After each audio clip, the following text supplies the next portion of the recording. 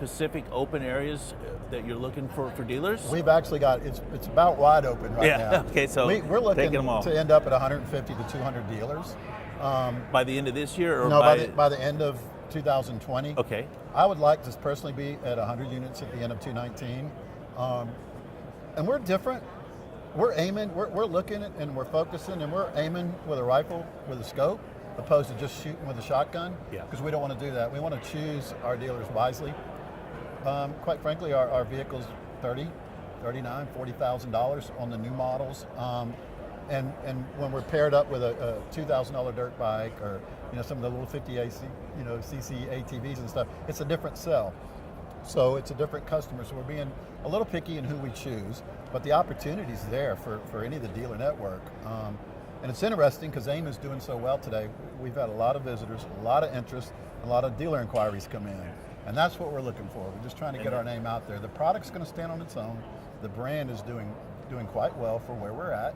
We don't want to, we're opposite of what you're used to, because most OEMs just get together and they produce all these vehicles, and then they just shotgun it out to the dealer network. Whereas we're strategizing how we're going to do it. And your previous experience as a dealer, that come the end of the year, it didn't sell, but it doesn't matter because the OEM's got units that you're stuck with, basically, the end of selling season. And then you end up cutting your margins, and then the factory stands behind it with their authorized dealer, sale back and 0% interest. They do everything they can, to get behind it, to get rid of what we say, the old merchandise, and bring in the new.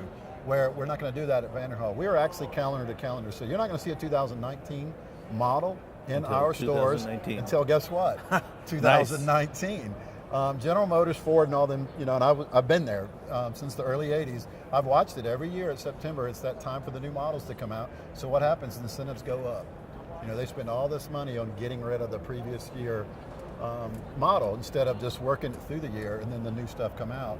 And what happens is you get a little lower because the consumer's like, why would I buy a 2018 when the 2019s will be coming out at any time? So and it's winter, and and I both know in the motorcycle industry, it's a little tough. Now there's two ways to look at it. Some people see you're all, you've been up and you've been tied up, you're in the snow and everything, and you just want to go look at a motorcycle. And a lot of people don't realize there's a lot of purchases that still go on in December, January, and November in the cold months. But these dealers, are so conditioned, because I was one, so I can speak for them, that no, don't bring me anything in the winter months. I'll wait till spring, and then we'll go from there. So that's some of the challenges that we're at right now. But you mentioned the wintertime. Having ridden in the Vanderhall, the wind protection's pretty amazing. You're down in the vehicle, you're not up in the wind and stuff. So I wouldn't say it's a true 4 seasons vehicle, but it's certainly 3.5 seasons. Definitely, and we have heated seats. Heated seats, so there we you got go. Heated seats, so your body is inside of it, absolutely. You still get the wind and the air and everything, but totally different than having your feet and everything else get and you've got that wide, stable footprint there. Correct. So yeah, and it's a GM drivetrain.